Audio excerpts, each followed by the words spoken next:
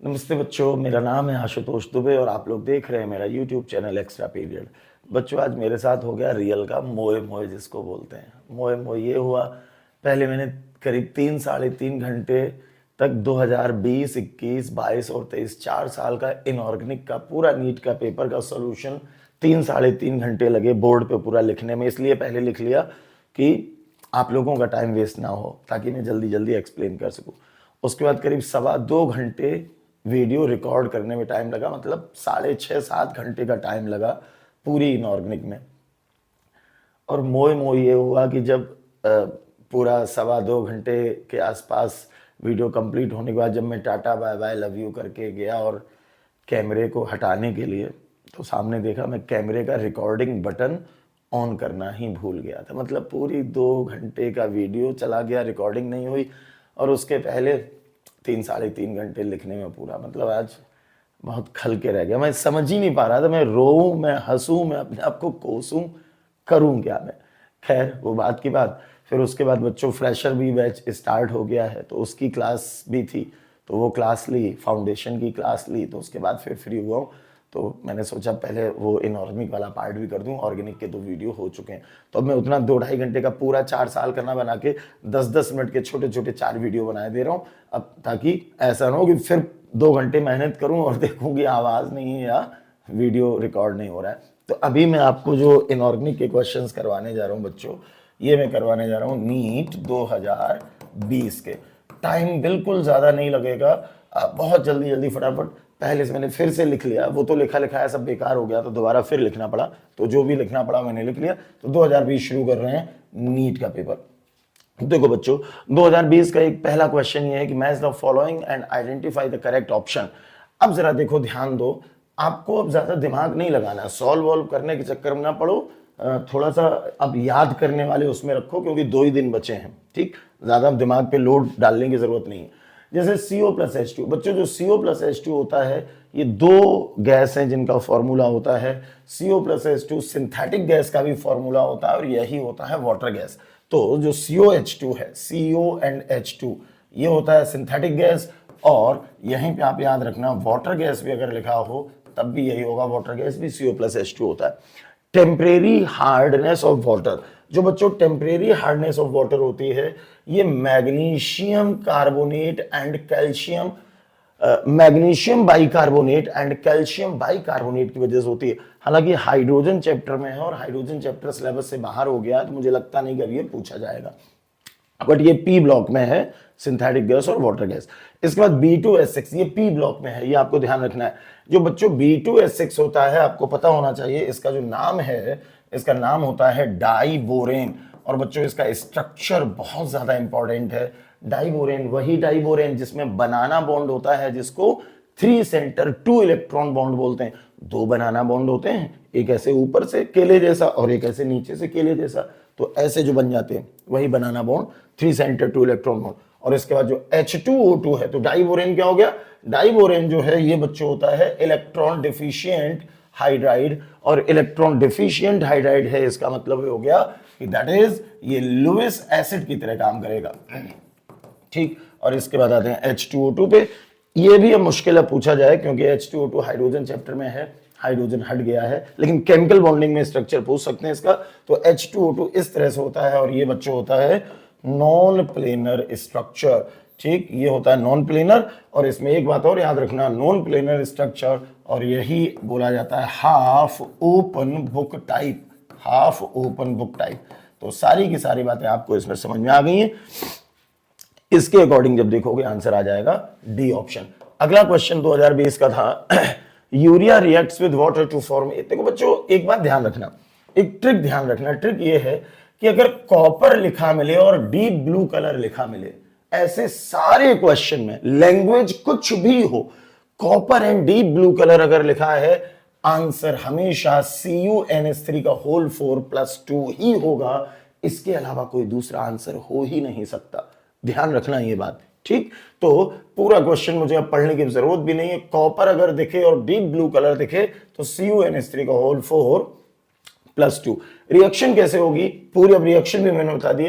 देखो यूरिया की reaction water से हुई, तो यूरिया की रिएक्शन वाटर से हुई, पहले बना NH2 COONH4, फिर ये कहा गया कि ये डिकम्पोज होके एक B बनाया, तो CO2 + NH3 बनता है, NH3 यही B है, और जब ये कॉपर +2 एक्वस के साथ रिएक्शन करता है तो बन जाता है CONH3 आपको स्क्रीनशॉट लेना हो तो मैं साइड में हुआ जा रहा हूं, जल्दी से इसका स्क्रीनशॉट ले लो। इसके बाद अगला क्वेश्चन देखो, 2020 का अगला क्वेश्चन है, the following metal ion activates many enzyme participate in oxidation of glucose to produce ATP with sodium. बच्चों देखो यहां पे एक हिंट दे दिया गया है, with sodium is responsible for transmission of nerve. आप सब बायो के स्टूडेंट हैं, नीट की तैयारी कर रहे हैं, ये आपको हिंट मिल गया बायो से, केमिस्ट्री में पूछा गया लेकिन बायो का क्वेश्चन है। आपने बायो में एक सोडियम पोटेशियम पंप पढ़ा है, सोडियम क्वेश्चन में लिखा है, और सोडियम के साथ क्या याद रखना होता है, पोटेशियम, तो आंसर हो गया इसमें सी। अगला क्वेश्चन देखिए, अगला क्वेश्चन है, इसमें प्रोटॉन न्यूट्रॉन इलेक्ट्रॉन पूछे हैं 17 LU 175 में। तो बच्चों जो नीचे वाला नंबर होता है यही होता है इलेक्ट्रॉन, यही होता है प्रोटॉन, यही होता है एटॉमिक नंबर। इसका मतलब इलेक्ट्रॉन 71, प्रोटॉन 71, एटॉमिक नंबर 71। ऊपर वाला नंबर होता है मास नंबर, और अगर आपको न्यूट्रॉन निकालने हैं तो ऊपर वाले नंबर में से माइनस कर देते हैं नीचे वाला नंबर, और इस तरह से आंसर इस क्वेश्चन में आ जाएगा। सिंपल सा क्वेश्चन है, सब बच्चों को ये निकालना आता होगा। नेक्स्ट क्वेश्चन देखिए, इससे ज्यादा टाइम नहीं लगाना है क्वेश्चंस में। Which of the following set of molecule will have zero dipole moment? इस पे आपको बच्चों थोड़ा ध्यान देना है, केमिकल बॉन्डिंग का क्वेश्चन है। जीरो डाइपोल मोमेंट, आंसर इसमें सी ऑप्शन है। देखो सी क्यों है, पहले लिखा है बोरॉन ट्राइफ्लोराइड, देखो ये बोरॉन ट्राइफ्लोराइड है और इसका डाइपोल मोमेंट जीरो होगा। क्यों जीरो होगा, क्योंकि सिमेट्रिकल मॉलिक्यूल है। सिमेट्रिकल मॉलिक्यूल मैंने आपको पढ़ाए हैं। सिमेट्रिकल क्यों है, सेंट्रल एटम पर जीरो लोन पेयर है एंड सारे सराउंडिंग एटम का फॉर्मूला सेम है, तो ये सिमेट्रिकल मॉलिक्यूल हुआ, डाइपोल मोमेंट जीरो। BeF2 ये भी सिमेट्रिकल मॉलिक्यूल है, डाइपोल मोमेंट होगा जीरो। क्यों, क्योंकि सेंट्रल एटम पर जीरो लोन पेयर है एंड सारे सराउंडिंग एटम का फॉर्मूला सेम है FF। इसका भी डाइपोल मोमेंट होगा जीरो, क्योंकि ये भी सिमेट्रिकल मॉलिक्यूल है, सेंट्रल एटम पर जीरो लोन पेयर है, कोई लोन पेयर नहीं है, एंड सारे सराउंडिंग एटम का फॉर्मूला सेम है OO। और ये जो है पैरा पोजीशन पे, जरा ध्यान करो, मैंने आपको केमिकल बॉन्डिंग में कुछ सिमेट्रिकल ग्रुप बताए हैं जो बेंजीन रिंग में पैरा पोजीशन पे लगने पे डाइपोल मोमेंट जीरो कर देते हैं, उसमें मैंने Cl भी बताया है, तो इसका भी डाइपोल मोमेंट होगा जीरो। आपकी कॉपी में केमिकल बॉन्डिंग में इस तरह के क्वेश्चंस सारे के सारे लिखे हुए हैं, ठीक है। ऑर्गेनिक कंपाउंड्स में डाइपोल मोमेंट पूरा केमिकल बॉन्डिंग में है, आप उसको एक बार देख लेना। तो आंसर हुआ इसमें सी। अगला क्वेश्चन देखो बच्चों, identify a molecule which does not exist. तो इसका हिंट ये है जिसका बॉन्ड ऑर्डर जीरो हो। अगर किसी का बॉन्ड ऑर्डर जीरो है तो वो एग्जिस्ट नहीं करेगा। आप सबके बॉन्ड ऑर्डर निकालना, जिसका बॉन्ड ऑर्डर जीरो आ जाएगा वही आंसर होगा। तो आंसर इसमें हो जाएगा He2। देखो He2 कैसे होगा, He2 के पास अगर हम इलेक्ट्रॉन देखें तो इलेक्ट्रॉन हो गए, He के पास होते हैं 2 और 2 दूनी 4, 4 इलेक्ट्रॉन हो गए। जरा ध्यान करो, मैंने आपको एक ट्रिक बताई थी और ट्रिक थी बाबा ट्रिपल बी ट्रिपल ए, यही तो बताया था। और बाबा ट्रिपल बी ट्रिपल ए से कैसे सॉल्व करेंगे, 4 इलेक्ट्रॉन भर दिए, 2 और 2 4, और अब आपको पता करना है बॉन्ड ऑर्डर। तो बॉन्ड ऑर्डर पता करने के लिए बोला था bond order is equal to B minus A upon 2, B के ऊपर इलेक्ट्रॉन माइनस A के ऊपर इलेक्ट्रॉन, 2 माइनस 2 अपॉन 2 या 0 अपॉन 2, और आंसर आ गया 0। तो जिसका बॉन्ड ऑर्डर 0 वो एग्जिस्ट नहीं करेगा, आंसर हुआ D। इसमें जब सॉल्व करोगे तो आंसर 0 नहीं आएगा, कुछ ना कुछ आंसर 0 से ज्यादा जरूर आएगा। नेक्स्ट क्वेश्चन देखिए, नेक्स्ट क्वेश्चन है, ये पीरियोडिक टेबल का क्वेश्चन है। ये लोग दिए गए हैं, आगे इनके नाम दिए गए और पूछा है कि इनमें से इनकरेक्ट कौन सा है। गलत पूछा है, इनकरेक्ट पूछा है। बच्चों इस तरह का क्वेश्चन कैसे करोगे, जरा इस पे ध्यान दो। ध्यान देने की जरूरत यहां पे ये है, आपको इतना ध्यान रखना है कि IUPAC नेमिंग ऑफ एलिमेंट्स में 0 बोला जाता है निल, 1 को बोलते हैं un, 2 bi, 3 tri, 4 quad, 5 pent, 6 hex, 7 sept, 8 oct, 9 enn, ये तो होते हैं नाम। अब ये IUPAC नेम जो लिखे जाते हैं वो उनके लिखे जाते हैं जिनका एटॉमिक नंबर होता है 100 से ज्यादा, 100 से ज्यादा। 100 से ज्यादा एटॉमिक नंबर आता कहां है, एक्टिनाइड सीरीज में MD से शुरुआत होती, मैंने बोला 100 से ज्यादा, तो 100 से ज्यादा क्या हुआ 101, 101। तो यहां से शुरुआत होती है 101 की एक्टिनाइड सीरीज में MdNOLR 101, 102, 103 एटॉमिक नंबर, और उसके बाद फिर आपको आना पड़ेगा डी ब्लॉक में। डी ब्लॉक में ये जो पहली लाइन है यानी कि ग्रुप 3, अगर हम ग्रुप 3 को छोड़ दें तो उसके बाद ग्रुप 3 के बाद 4, 5, 6, 7, 8, 9, 10, 11 और 12, अरे ऐसे तो ग्रुप होते हैं। अब देखो ग्रुप 3 छोड़ देना और उसके बाद ट्रिक याद रखना, 4 वाले में लास्ट वाला है 104 मतलब 104, 5 वाले में है 105, 6 वाले में लास्ट वाला है 106, 7 वाले में 107, 8 वाले में 108, 9 वाले में 109, 10 वाले में 110, 11 वाले में 111, 12 वाले में 112। ये एटॉमिक नंबर। ट्रिक क्या थी, जो भी ग्रुप नंबर था उसमें 100 जोड़ दो, वही एटॉमिक नंबर है सबसे नीचे वाले का। समझ में आया? देखो कैसे, ग्रुप नंबर 4 तो लास्ट वाले का 104, 5 में 105, 6 में 106, 7 में 107, 8 में 108, 9 में 109, 10 में 110, 11 में 111, 12 में 112। इनके IUPAC नेम लिखे जाते हैं। अब चेक करते हैं जरा, यहां पे जो लिखे हुए हैं, ये लिखा हुआ था अन, नील और फिर अन। तो अन का मतलब क्या होता है 1, नील का मतलब 0, अन का मतलब 1, अन नील अन, इसका मतलब ये हो गया 101। देखो जरा 101 कौन सा है, ये 101 होता है MD। जरा चेक करो कि 101 वाले के सामने जो लिखा क्या उसका सिंबल MD बन सकता है? हिंट मिल गया, मेंडलिवियम, मेंडलिवियम। हाँ MD, कुछ हिंट आपको मिल गया, मतलब ये तो सही है। दूसरा था अन, अन का मतलब 1, नील, नील का मतलब 0 और ट्रियम, ट्राई का मतलब 3, 103। जरा देखो 103 किसका है? LR का। अब LR देखो क्या इसका नाम LR से मिलता जुलता है? LR, lawrencium. हाँ LR कुछ कुछ मैच कर रहा है, मतलब ये सही है। अगला था अन, अन का मतलब 1, नील, नील का मतलब हो गया 0 और हेक्स, हेक्स का मतलब हो गया 6। 106 देखो कहां पे है, 106 है SG का। जरा चेक करो इसके सामने जो लिखा क्या उसका नाम SG हो रहा है? सीवोर्जियम, सीवोर्जियम। हाँ हिंट मिल गया SG, ये भी सही है। अगला देखो अन, अन, अन का मतलब 1, फिर अन का मतलब 1 और फिर लिखा हुआ है अन, अन अन अन, ये भी 1, 111। जरा देखो 111 ये है, 111 किसका होता है? RG का। जरा चेक करो इसके सामने, ओ इसमें तो RG कहीं पे बन ही नहीं सकता, ये तो D से शुरू हुआ, तो इसका सिंबल D से शुरू होना चाहिए, जबकि 111 वाला क्या है? RG। तो ये RG से मिलता जुलता नाम नहीं है, यही हो गया इनकरेक्ट। तो D वाला इनकरेक्ट है, इसलिए ये हो गया आंसर जिसमें लिखा था D4 जो लिखा है ये इनकरेक्ट है। समझ में आया? पूरा स्क्रीनशॉट ले लो, इसको एक बार रिवाइज कर लेना, एक क्वेश्चन इस पे आ सकता है 2 दिन के बाद संडे को। अगला क्वेश्चन देखो, अगला क्वेश्चन है बच्चों, ये अब सिलेबस से कुछ इसके पॉइंट बाहर हो गए हैं, कुछ पॉइंट अभी सिलेबस में है, मैं पूरा समझा दे रहा हूं। Identify the correct statement, correct पूछा है फ्रॉम द फॉलोइंग। पहला कह रहे हैं blister copper has blistered appearance due to evolution of CO2। गलत बात, ब्लिस्टर कॉपर में इवोल्यूशन ऑफ CO2 नहीं होता, सही बात यह होगी कि इसमें इवोल्यूशन ऑफ SO2 होता है। ठीक, तो ये तो हो गया गलत, पूछा है correct. Vapour phase refining is carried out for निकल बाय वैन आर्कल प्रोसेस, ये बच्चों हो गया गलत, वैन आर्कल नहीं, इसमें किया जाता है मॉन्ड्स प्रोसेस, निकल में करते हैं मॉन्ड्स प्रोसेस। मेटलर्जी का क्वेश्चन है, मेटलर्जी अब सिलेबस से बाहर है। Pig iron can be moulded into variety of shape, ये बात बिल्कुल सही है, बिल्कुल सही है। और इसके बाद लिखा wrought iron is impure iron with 4% carbon, ये गलत बात है। रॉट आयरन इम्प्योर नहीं, जो रॉट आयरन है ये प्योरेस्ट आयरन होता है। ठीक, तो बाकी बातें सही थी, तीसरी वाली सॉरी बाकी बातें जो है वो गलत थी, क्योंकि इसमें लिखा था रॉट आयरन इम्प्योर, जबकि हकीकत में रॉट आयरन होता है प्योरेस्ट फॉर्म। तो ये भी गलत था, ये भी गलत था, सी वाला सही है, वही आपसे पूछा गया था। हालांकि अब ये चैप्टर्स रिड्यूस हो गए हैं सिलेबस से, ये सिलेबस में आपके है। ठीक है, पी ब्लॉक का। Which one of the following oxo acids of sulphur has OO linkage. बच्चों मैंने सबके स्ट्रक्चर बना दिए हैं, आप टाइम वेस्ट मत करो, जल्दी से स्क्रीनशॉट लो सबके स्ट्रक्चर देख के और फिर समझो जरा किसमें OO लिंकेज है। OOH2S2O8 में है, तो ये बी में लिखा हुआ था, क्वेश्चन में पूछा था विच हैज OO लिंकेज, तो वो आपको स्ट्रक्चर देख के समझ में आ रहा है, आंसर हो गया H2S2O8। क्लियर, इससे ज्यादा टाइम नहीं, इतना बहुत है इस क्वेश्चन के लिए।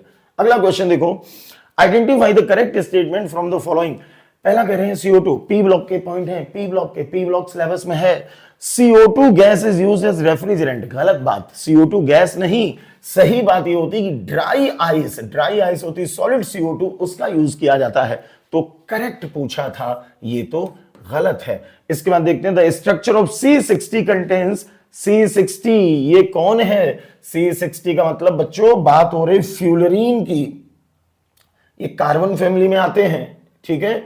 C60 जो लिखा है इनका मतलब हो गया ये फ्यूलरीन की बात हो रही है, फ्यूलरीन, इन्हीं को बोला जाता है बकमिंस्टर फ्यूलरीन, फ्यूलरीन बोलो या बकमिंस्टर फ्यूलरीन। फुटबॉल टाइप के स्ट्रक्चर होते हैं, कार्बन का नंबर 60, उसके बाद 70 कार्बन के भी फुटबॉल टाइप के स्ट्रक्चर बन चुके हैं, ठीक। तो यहां भी लिखा था contains 12 6 carbon ring and 25 carbon ring, ये गलत बात है। सही बात ये होती है कि जो C60 होते हैं इसमें 20 होती है हेक्सागन, मतलब 20 होती हैं 6 कार्बन की रिंग, और 12 होते हैं पेंटागन, मतलब 12 होते हैं 5 कार्बन के रिंग। तो ये हो गया गलत, ये हो गया गलत। इसके बाद ZSM5 type of zeolite is used to convert alcohol into gasoline, ये बात बच्चों बिल्कुल सही है, इसको आप याद कर लेना। और उसके बाद CO is colourless and odourless gas, carbon monoxide colourless odourless होती है, ये बात भी सही है। 3 और 4 सही है, इसलिए आंसर हो गया ये जिसमें लिखा हुआ था 3 और 4। नेक्स्ट क्वेश्चन देखिए, नेक्स्ट क्वेश्चन है मैच द फॉलोइंग। देखो बच्चों ये बड़ा पॉपुलर क्वेश्चन है नीट का, इसके लिए आपको हिंट याद रखना है, मेटल का कोई ऑक्साइड है तो बेसिक होगा, इसमें मेन आप ये याद रखना Al2O3 ZnO BeO Cr2O3 amphoteric. अगर नॉन मेटल का ऑक्साइड है तो एसिडिक होगा, लेकिन इसमें ध्यान रखना है H2O CO N2O NO, ये 4 आपको याद रखने हैं न्यूट्रल। जरा चेक करते हैं, CO मैंने बताया यहां पे, तो CO न्यूट्रल होता है, यानी कि CO का आंसर हो गया न्यूट्रल। BaO बेरियम एक मेटल है, मेटल के ऑक्साइड होते हैं बेसिक, तो ये हो गया बेसिक। Al2O3 ये मैंने बताया क्या होता है, एम्फोटेरिक, ये यहां पे देखो लिखा है एम्फोटेरिक, तो जो Al2O3 है ये हो गया एम्फोटेरिक। और क्लोरीन एक नॉन मेटल है, तो नॉन मेटल के ऑक्साइड कैसे होते हैं, एसिडिक, तो ये हो गया एसिडिक। इस तरह से इसकी मैचिंग हो गई। अगला क्वेश्चन देखो, नेक्स्ट क्वेश्चन है the calculated spin only magnetic moment of Cr+2 ion is. तो बच्चों हमने क्या किया, मैग्नेटिक मोमेंट देखो पूछा गया है, तो Cr+2, क्रोमियम का इलेक्ट्रॉनिक कॉन्फ़िगरेशन लिखा, याद रखना ऑफ-बाउ प्रिंसिपल में एक्सेप्शन, इसमें 4s2 नहीं, क्रोमियम में 4s1 लिखा जाता है, तो 4s1 3d5। फिर हमने बनाया Cr+2, मतलब 2 इलेक्ट्रॉन निकालने थे, पहले एक इलेक्ट्रॉन s से निकला, बचा 4s0, फिर एक इससे निकला 3d4। d में 4 इलेक्ट्रॉन है, 4 इलेक्ट्रॉन होम रूल से भरे, 1 2 3 4, और होम रूल से भरने से पता चला नंबर ऑफ अनपेयर्ड इलेक्ट्रॉन 1 2 3 4 हैं बच्चों। इसके बाद नंबर ऑफ अनपेयर्ड इलेक्ट्रॉन पता चल गए, फिर हमने फॉर्मूला लगाया, magnetic moment is equal to square root n+2। n होता है number of unpaired electron, n की जगह पे 4 रखा, सॉल्व कर लिया, 4.90 आंसर आ गया, जिस ऑप्शन में 4.90 था टिक कर दिया। तो इस तरह का कोई भी क्वेश्चन हो इसी मेथड से आपको सॉल्व करना है। नेक्स्ट क्वेश्चन देखिए, अगला क्वेश्चन है आइडेंटिफाई इनकरेक्ट स्टेटमेंट। एक बात ध्यान रखना, करेक्ट इनकरेक्ट वाले क्वेश्चंस में क्वेश्चन को हाईलाइट कर देना कि उसमें इनकरेक्ट पूछा है या करेक्ट पूछा है। इनकरेक्ट पूछा है, जरा देखते हैं इनकरेक्ट। देखो कई बार ऐसा भी होगा कि हो सकता है आपको चारों ऑप्शंस के बारे में ना पता हो, टेंशन मत लेना। अगर आपको कोई भी एक ऑप्शन ऐसा मिल जाए जो आपको लग रहा हो अरे यार यही है, इसका मतलब समझ जाना कि बाकी 3 ऑप्शन में कुछ भी लिखा है आपको उनके बारे में पता हो या ना पता हो, कतई चिंता ना करना, पूरे कॉन्फिडेंस से आंसर टिक करना। जैसे मान लो इसमें ABD के बारे में आपको कुछ भी नहीं पता, फिर भी देखो आंसर आया कैसे, इनकरेक्ट पूछा था oxidation state of chromium in CrO4 and Cr2O7 are not the same. जबकि जब आप ऑक्सीडेशन स्टेट सॉल्व करोगे तो CrO4-2 में Cr होता है +6 और Cr2O7-2 में भी होता है +6। कैलकुलेट करके देख लेना, दोनों में ऑक्सीडेशन नंबर क्रोमियम का सेम आ रहा है, जबकि यहां लिखा था the oxidation state of chromium इन ये एंड ये आर नॉट सेम, रियल में सेम होता है, यही हो गया इनकरेक्ट। तो बाकी ऑप्शंस एक नजर में आप देख लेना, उनको याद कर लेना, और बाकी ऑप्शंस के बारे में अगर नहीं भी पता था तब भी हमें आंसर पता चल रहा है, ठीक। अगला क्वेश्चन देखो बच्चों, अगला क्वेश्चन है which of the following statement is not correct about carbon monoxide. आप लोग बायो के स्टूडेंट हैं और बायो में आपने ये बात पढ़ी है। बायो में आपने क्या पढ़ा है? बायो में आपने पढ़ा है कि जो कार्बोक्सी हीमोग्लोबिन होता है लगभग 300 गुना ज्यादा, 300 टाइम मोर स्टेबल होता है किससे?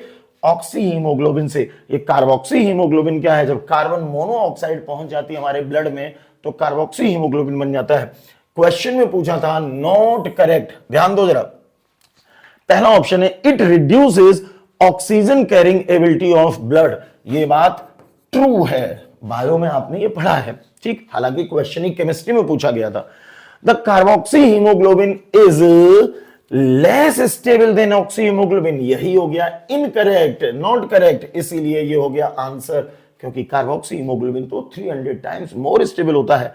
It is produced due to incomplete combustion, बिल्कुल सही बात है। कार्बन मोनोऑक्साइड जो है वो इनकम्प्लीट कंबशन से ही बनता है। जब कंप्लीट कंबशन होता है तो आपने ये केमिस्ट्री में पढ़ा है CO2 प्लस H2O बनता है कंप्लीट कंबशन में, CO2 plus H2O। Incomplete combustion में बनता कार्बन मोनोऑक्साइड। अगला लिखा था इट फॉर्म्स कार्बोक्सी हीमोग्लोबिन, बिल्कुल सही बात है, ये ब्लड के हीमोग्लोबिन के साथ मिलके कार्बोक्सी हीमोग्लोबिन बना देता है। नेक्स्ट क्वेश्चन देखिए। Next question, which of the following is correct order of increasing field strength of ligand? बच्चों, फील्ड स्ट्रेंथ ऑफ लिगेंड ये हमें कहां से पता चलता है? ये हमें पता चलता है स्पेक्ट्रोकेमिकल सीरीज से। किससे? Spectrochemical series. तो पूरी स्पेक्ट्रोकेमिकल सीरीज ये मैंने आपको कॉपी में लिखवाई है ऑफलाइन क्लासेस में। ये पूरा सीक्वेंस आपको याद होना चाहिए। अब देखो, जो लोग दिए थे उसके अकॉर्डिंग मैंने हाईलाइट कर दिए। SCN था, SCN यहां पे आ रहा है, F- था यहां पे आ रहा है, C2O4 ये OX -2, दैट इज यही होता है C2O4 -2 ऑक्सिलेट, और एक था CN ये, ठीक। तो मैंने ऐसे करके लिखा, सबसे ज्यादा स्ट्रॉन्ग ये, उससे कम यहां पे उल्टा लिखा हुआ है। तो जब आप उल्टा देखोगे तो देखो जरा फोर्थ ऑप्शन पे ध्यान देना, SCN- से ज्यादा हो गया, देखो इधर ज्यादा हो गया F-, उससे ज्यादा C2O4 -2 और उससे भी ज्यादा हो गया CN-। तो ये पूरा सीक्वेंस आपको याद होना चाहिए। कॉम्प्लेक्स कंपाउंड कोऑर्डिनेशन केमिस्ट्री का क्वेश्चन है स्पेक्ट्रोकेमिकल सीरीज का, स्क्रीनशॉट ले लो, पूरा सीक्वेंस आपको याद होना चाहिए। अगला क्वेश्चन है HCl was passed through a solution of CaCl2, MgCl2 and NaCl। बच्चों अब ये क्वेश्चन नहीं आएगा, फिर भी मैं बता दे रहा हूं, एस ब्लॉक का क्वेश्चन है, एस ब्लॉक सिलेबस से हट चुका है। देखो 3 लोग दिए हुए थे, NaCl, CaCl2, MgCl2। तो एक बात आपको ध्यान रखनी है यहां पे कि जो CaCl2 एंड MgCl2 होते हैं are more soluble in water, इसीलिए बरसात के दिनों में नमक थोड़ा गीला गीला हो जाता है। जो इम्प्योर नमक होता है वो गीला गीला हो जाता है। जैसे ढाबे वगैरह जो होते हैं जहां सस्ता नमक कुछ यूज होता है, कुछ ढाबों पे, हर जगह नहीं, तो वो थोड़ा गीला गीला सा हो जाता है। क्यों गीला हो जाता है?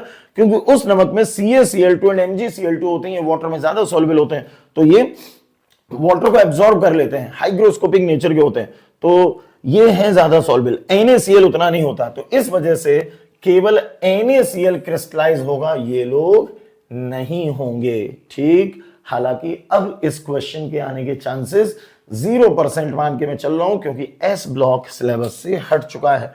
इसके बाद ओहो, नीट 2020 के क्वेश्चंस हो चुके हैं, और बच्चों इसके बाद नीट 2021 के क्वेश्चन है। वीडियो लंबा हो जाएगा और पता नहीं रिकॉर्डिंग अभी भी हो रही कि नहीं हो रही, मेरी 6 घंटे की मेहनत बर्बाद हो चुकी। इसको मैं यहीं रोकूंगा, पहले आप इतना जल्दी से तैयार करो, इसको मैं फटाफट अपलोड कर रहा हूं, और उसके बाद आपको 2021, 22, 23 उनके क्वेश्चंस भी दे रहा हूं, ठीक बच्चों। All the best, love you, tata bye bye. पढ़ लेना, इसको अच्छे से रिवाइज कर लेना, और इसके बाद वाले वीडियो भी आपको फटाफट दे रहा हूं। बाय बच्चों, लव यू।